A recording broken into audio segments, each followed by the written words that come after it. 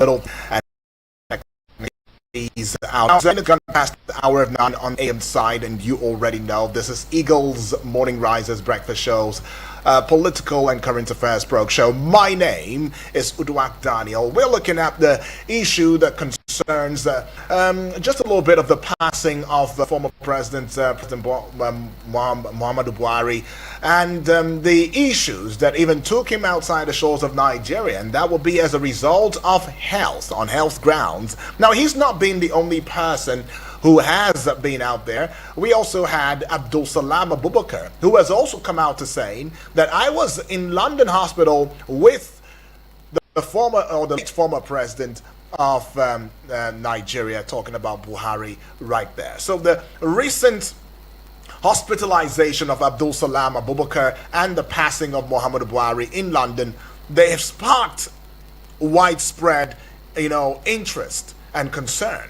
I mean, both leaders played significant roles in Nigeria's political landscape. And their health issues have also raised some concerns about the country's leadership and healthcare system.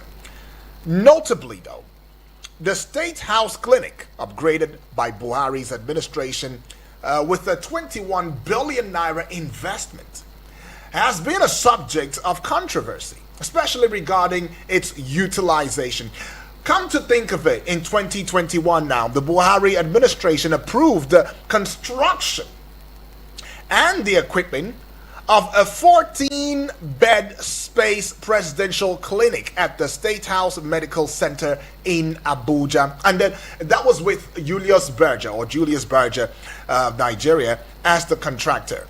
So this project, which commenced on November 1 of 2021, was expected to be completed by December 31 of 2022. So the clinic features advanced medical facilities, including laboratory, healing garden, pharmacy, x-ray, rehabilitation, or upgrade was supposed to do. Despite all of these significant investments, though, questions have been raised about the clinic's effectiveness. Questions have been raised about the clinic's utilization.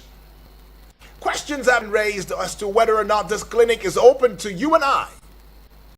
At the time, publicly criticized the poor state of the House Medical Center. One of the things that she said was that in Buhari, we are hospitalized in the same London facility before Buhari's passing.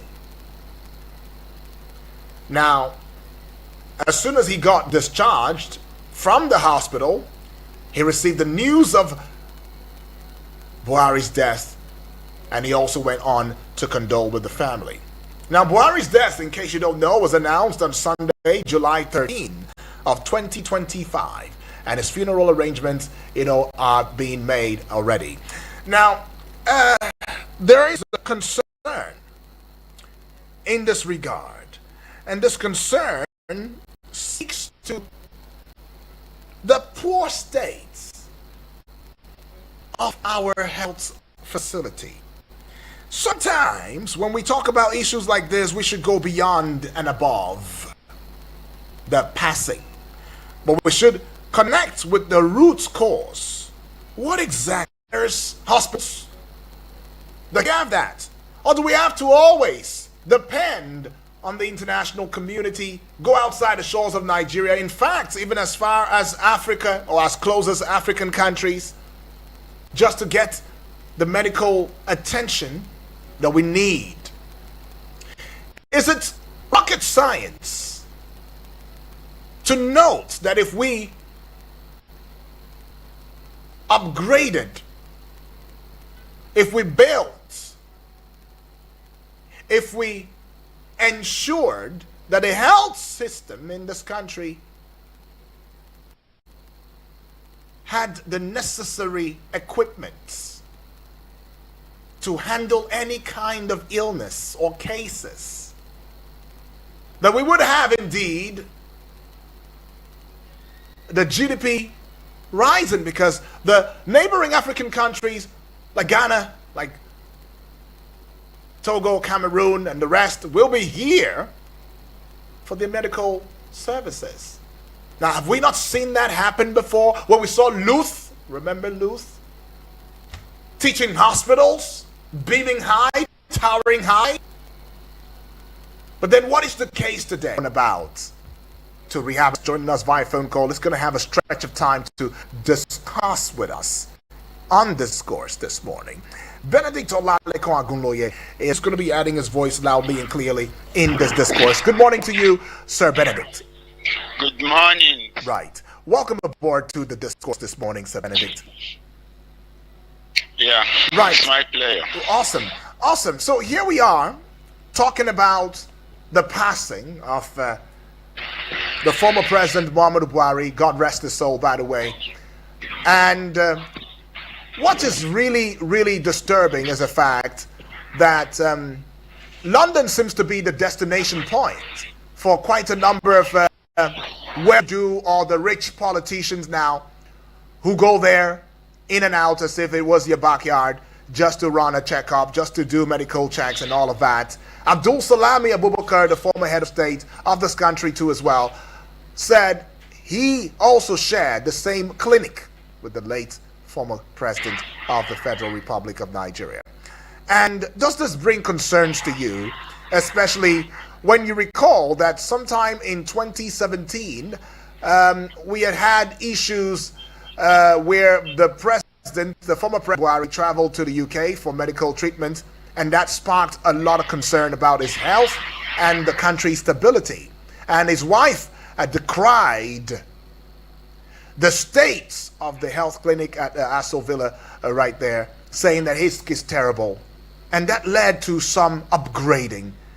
And even with all of this upgrade, didn't we just expect that we will have minimal foreign trips on health grounds? But yet, here we are, still talking the same thing. And yet, when we also look inwardly, the Jackpot syndrome is hitting the health sector so madly, and that there is an exodus of doctors, of professionals who live in the shores of this country or live in this country and going beyond for the greener pasture.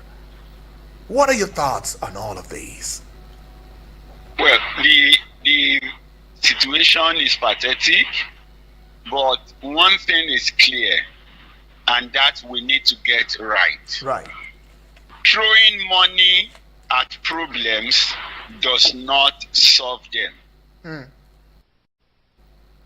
People who want to have initial take out the money are the promoters of the throwing of the money. So when the money gets thrown and they make what they want to make from it, then they are fulfilled. So it is not about the infrastructure you put in place, it's not about the building, it's not about the facility, it is about the money they are going to make. And once they have made the money, it doesn't matter if the facility is put into use or not. So I think that we need to get to that level of reorientation where projects are executed, where projects are initiated because of the purpose they are meant to serve and not because of the pockets to be serviced. So if we are able to get that right, then it means that from conception, you would already have a goal and a purpose for the facility. And as soon as you begin to put them in place, putting them into use become obvious and it can then be effectively utilized. When you say the health sector, we have it on record that at some point in the past, the Saudi royalty, one of the richest in the world, was coming into UCH in Ibadan for their medical, the people. But that's of skill, no. When we have Nigerian Airways and it was good, I saw it in some record where some foreign airline, I think particularly from Germany, are always around in Nigeria looking for when our pilots. So it tells you clearly that our professionals across board are good. So we don't have a problem of knowledge, we don't have a problem of skill, but we have a problem of intention. When the intentions are wrong, when the dedication is not there on the part of those who are charged with the responsibility of putting the system together, then you realize that there will be failures. Now, when you come to people talking about people leaving the country, sometimes I think that we overhype the health sector. Cleaners are leaving. No doubt about that. Drivers are leaving. Plumbers are leaving. So when it comes to exodus, I think every aspect of the nation is being affected. Facilities in place. That's number one. We need to attract the right skills so that trainings can be continuous. You see, if you need to train people, even if some of them continue to leave, there would always be some who will see the opportunity on ground and who will stay back. So for anything that requires skills and training, the onus on the government and the system, the people. Now, take house clinic, yes, you say, oh, they put in 21 billion, they put in this, they put in that. What we need to know is this: at the point of that revamping, at the point of that upgrading, what was the mindset? It meant to ensure that people don't go abroad for treatment? Was it meant to service the nation? Or was it just meant to make a statement of we are proving the facilities on ground? Or was it meant for somebody to award contract to his cronies so that they can make some money? Now, if the idea was meant to improve the health system, who are the consultants in the medical profession that you have put on ground to build the system and come up with the process of how the place will be run? How many interns are you looking at? What are the institutions where they come from? Is the intention? We have to be intentional about what we are doing. When you go, it's training and study is not something that should be done haphazard. Unfortunately, in the Nigerian space, a lot of organizations see training as what you would call compensation for friends and family. But the reality is that training is a tool.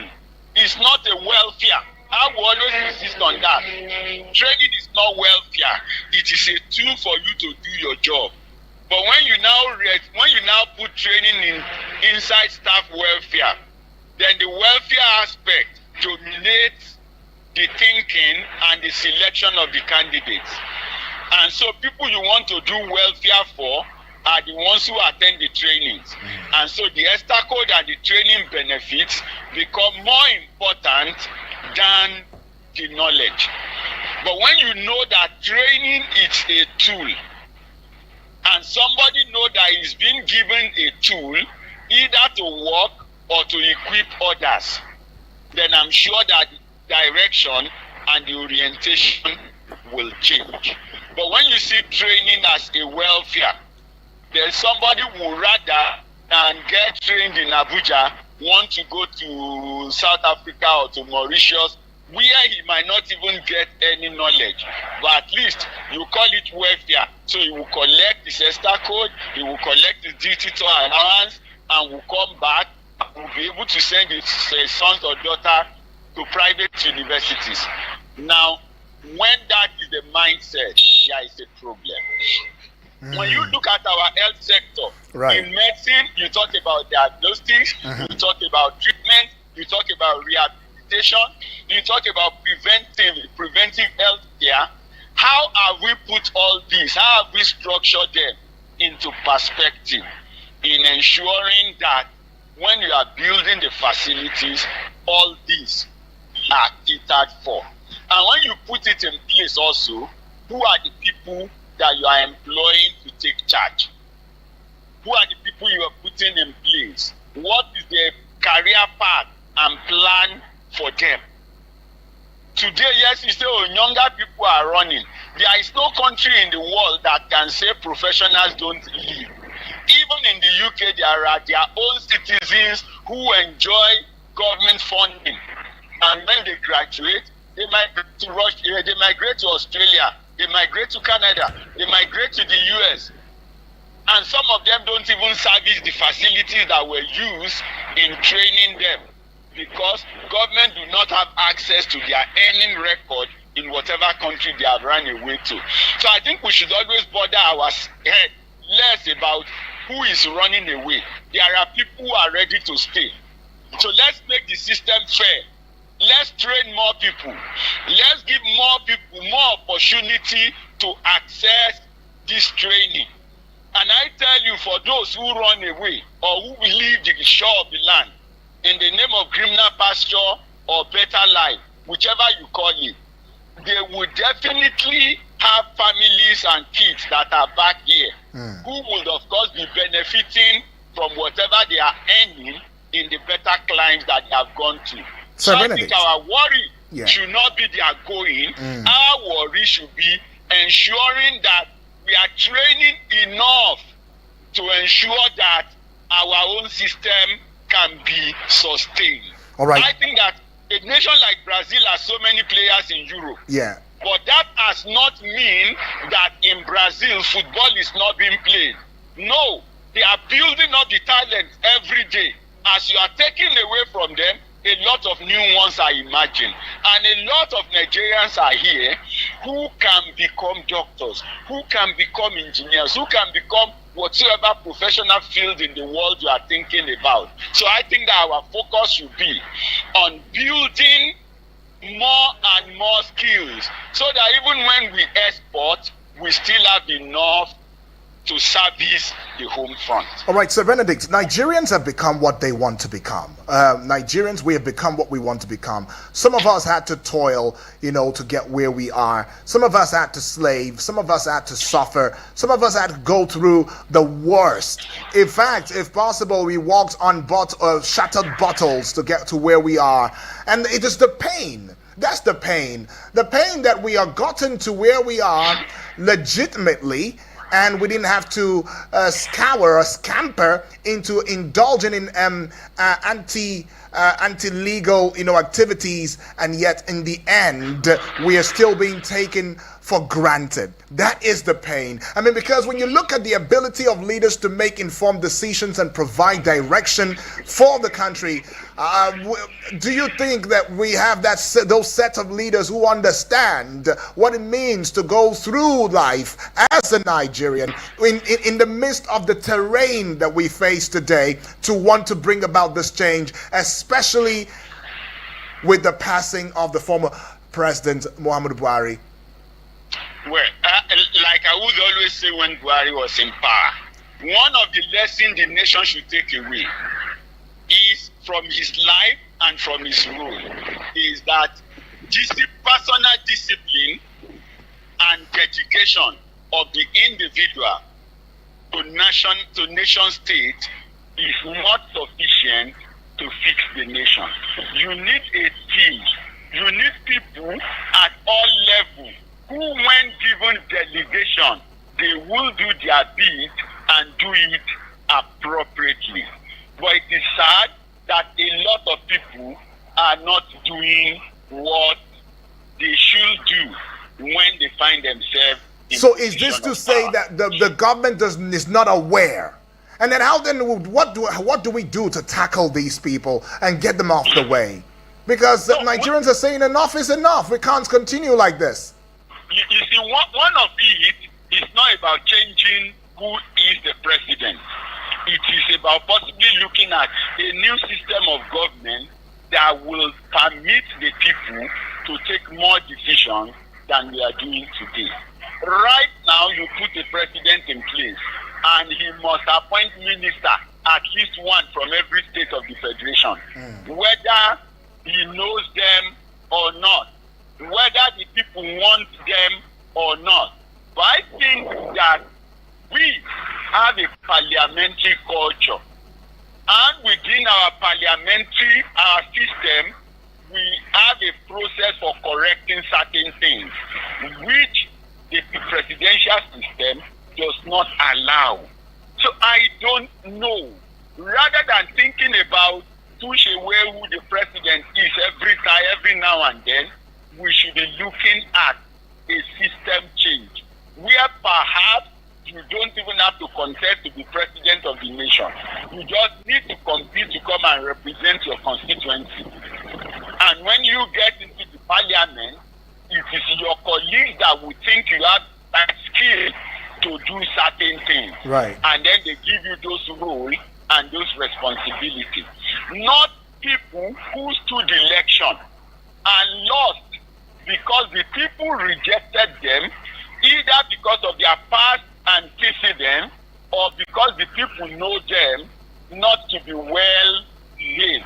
So when you are rejected on the ground of your character and the ground of your ability, but you found yourself become a minister representing the same state that rejected you when you stood for senatorial or governorship election.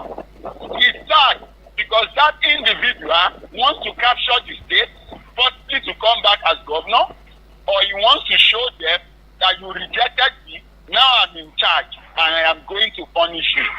So I think that a parliamentary system would have caused that kind of fellow to go back to the grassroots and correct his mistakes, and then pray that the person elected in his place will possibly not do too well, so that if he comes back, the people can look at his side. Right. But that is not what we have right now. Right. When you reject an individual, he gets an appointment that gives him so much money to make him feel like he can buy the entire state. Now, it doesn't seem as though we're going to have that parliamentary government conversation because the current administration, even if the past administration, they've not shown, they've not shown the body language that seems that way. But let's think about this. Let's talk about this. How long will it take? How many years does it take into any president's administration to turn around the health sector? Is it that there is something that we are not aware of, or there are hiccups here and there?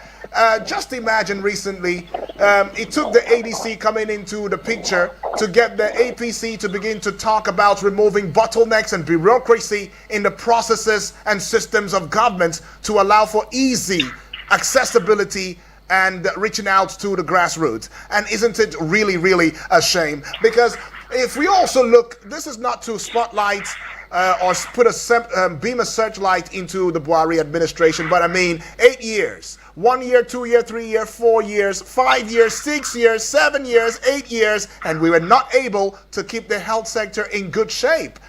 And now we are into 2 years into this administration. How long does it really take to get the sector or this particular sector up and running?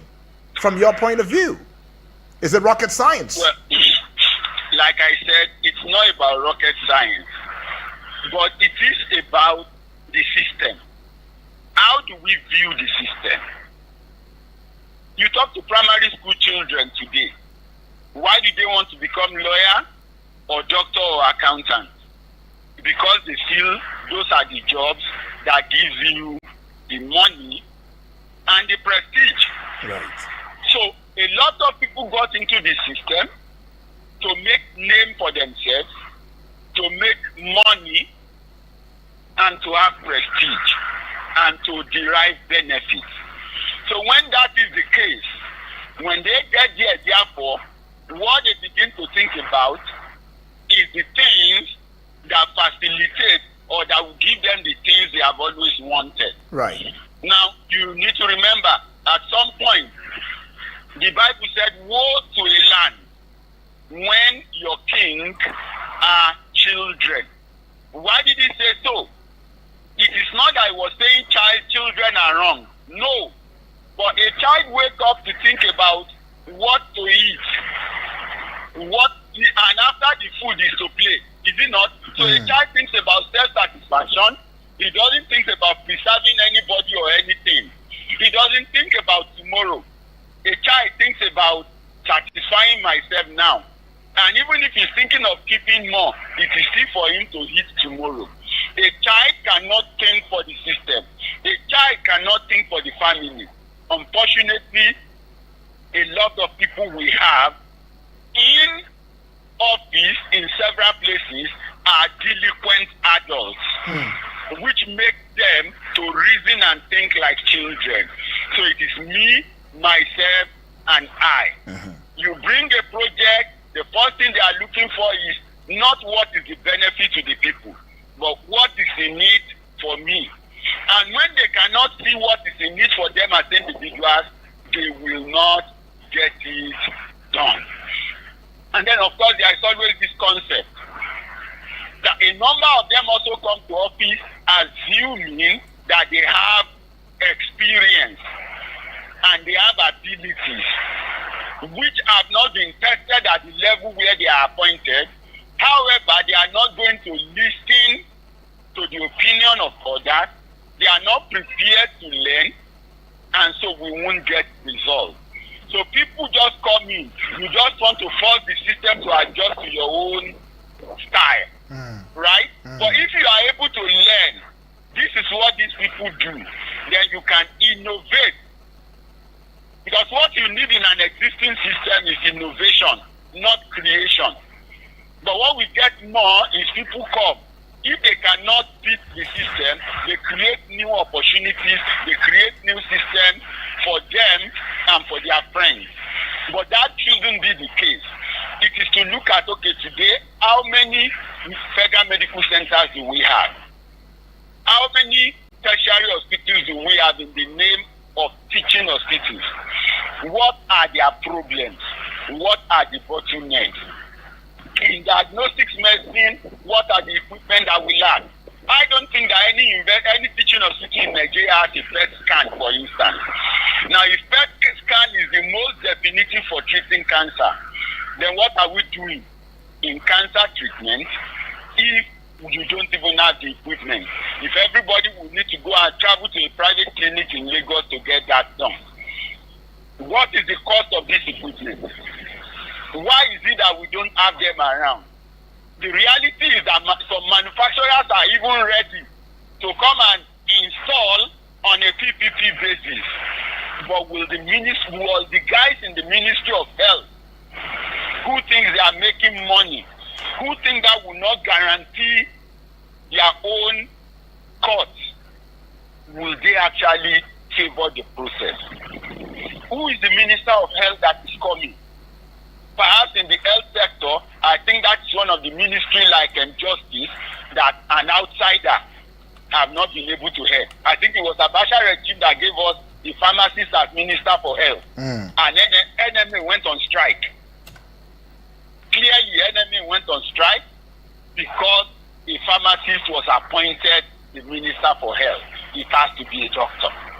But you go to a nation like Gambia, you don't have to be a doctor to be the CEO of an hospital.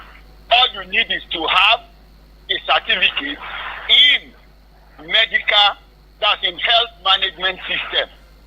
When you have done your certificate, so even if you are a doctor, if you are not an expert in health management, you are not made to head the hospital in some countries, even including part of the UK. But in Nigeria, it must first and foremost be what? A doctor. So the ego comes in. The preference for the doctors come, and a number of things like that. Okay. Now, what we are saying is, look at the sector as a business, and let's sit down, how do we want to manage it? What aspect of the business will take care of public welfare? What aspect of the business, now, because it's government business, you can actually not be profit-oriented, but ensure sustainability. But the question is that those things are not there. Go to National Hospital today, they will tell you they don't have consumables. You saw the emergency in FMC on TV about 3 or 4 weeks ago. They also do not have consumables. How can the hospital be without consumables?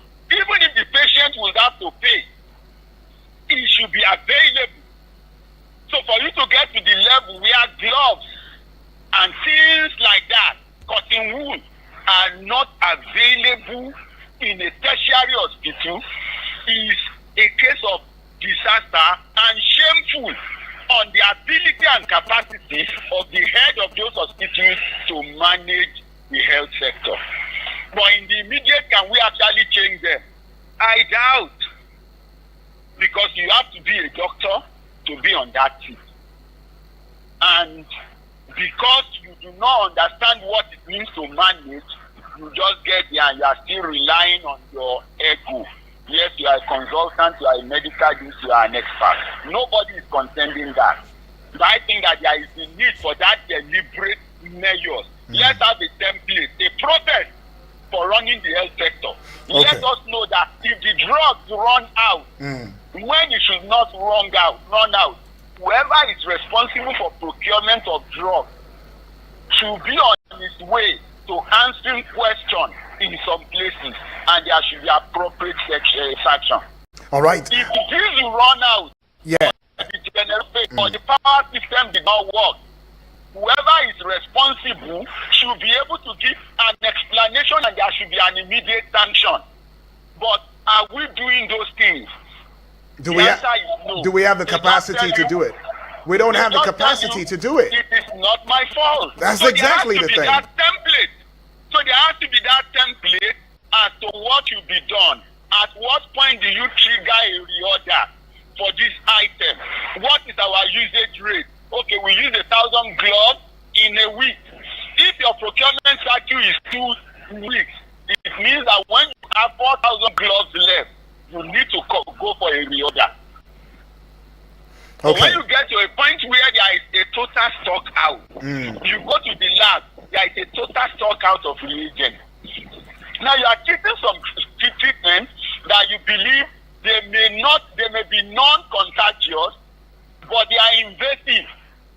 Cancer will spread, and then somebody needs reagent to test, and you say the reagent is not available, and then he has to wait for 2 weeks. So it means what you could have detected 2 weeks ago, if you are going to detect it 2 weeks after, the extent of damage, the extent of spread would have been much higher. Okay, somebody is in charge of those laboratories, yeah, and we don't even have a reorder level. Every stock out should come with a sanction. So somebody in the system should pay for every failure. But I don't think we have a system for monitoring and managing those failures at the moment. Let me put a pause to your thoughts now. Suleiman Danfulani from the National Assembly quarters. Thank you, far too kind. We see you. And let's go take a couple of messages here now. I see this one is from a first-time messenger, right? Or messenger. And I'm ringing a bell. Okay. This is coming from Mrs.